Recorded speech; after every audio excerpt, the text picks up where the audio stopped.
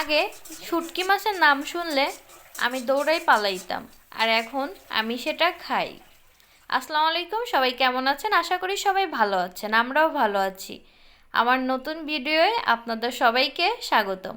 আজকে আমি নিয়ে আসলাম শুটকি মাছ ভর্তার সুন্দর একটি রেসিপি, যে শুটকি মাছ রান্না করলে কোনো গন্ধই থাকবে না। তো আমার এই রান্নাটা আপনারা দেখেন। তো প্রথমেই আমি পেঁয়াজ রসুন ভালোভাবে ভেজে নিলাম। এখন কড়াইয়ের মধ্যে দিয়ে দিলাম শুটকি মাছ। তো শুটকি মাছটা আমি 10 থেকে 15 মিনিট গরম পানিতে ভিজিয়ে রেখেছিলাম। আমি শুটকি মাছ রান্না করলে সবসময় চেষ্টা করি একটু বেশি টকবগা গরম পানির মধ্যে ভিজিয়ে রাখার। শুটকি মাছের পানি শুকিয়ে যাওয়ার পরে এর মধ্যে আমি একটু তেল দিয়ে ভালোভাবে শুটকিগুলো ভেজে নিচ্ছি। গরম পানিতে সুন্দর করে ধুয়ে নিলে এটার গন্ধ থাকবে না, এই জন্য আপনারা গরম পানিতে ধুয়ে নেবেন। আমি আগে কখনোই খেতাম না, এখন আমি খাই। শুধুমাত্র নিজে রান্না করছি আর এখন কোনো গন্ধ থাকে না, এই জন্যই খেতে পারি। এখন আমি এটা সুন্দর করে বেটে নিব। শুকনা মরিচটা আমার আগেই ভেজে রাখা ছিল, এখন সবগুলো মিশিয়ে বেটে নিচ্ছি। প্রথমে এই মরিচ রসুন আর শুটকি সবগুলো একসাথেই বেটে নিচ্ছি।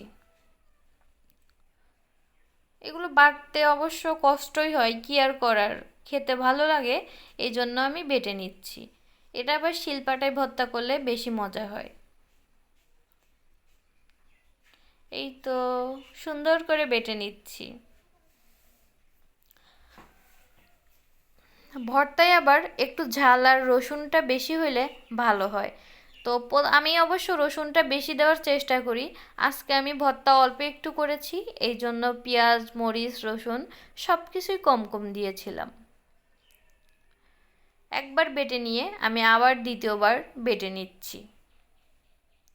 তো বেটে নেওয়ার সময় আমার হাজব্যান্ড কী যেন বলতেছিল, তার সাথেও আবার একটু কথা বললাম, এই জন্য বাটাটা আমার দেরি হয়ে গেছে।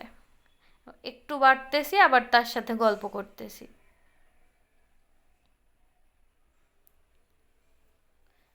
যারা শুটকি খান না তারা এরকম শুটকি মাছ রান্না করে দেখবেন, খুবই ভালো লাগবে। বিশেষ করে চিংড়ি শুটকি ভর্তা করে দেখবেন। আগে যখন আমার একটা কাকি ছিল, কাকি রান্না করতো শুটকি মাছ, তো বলতো খাওয়ার জন্য, তো আমি শুটকির গন্ধ শুকলেই পালাই যাইতাম যে না, এটা আমার দ্বারা খাওয়া সম্ভব না। আর এখন আমার খুবই ভালো লাগে, আমি মাঝে মধ্যেই শুটকি মাছটা ভর্তা করে রেখে দিই, এটা গরম গরম ভাতের সাথে খাই। আমি একটু মিশিয়ে নিলাম সরিষার তেল।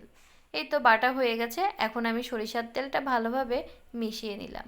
এই শিলপাটায় ভাত মাখিয়ে খেতেও মজা লাগে।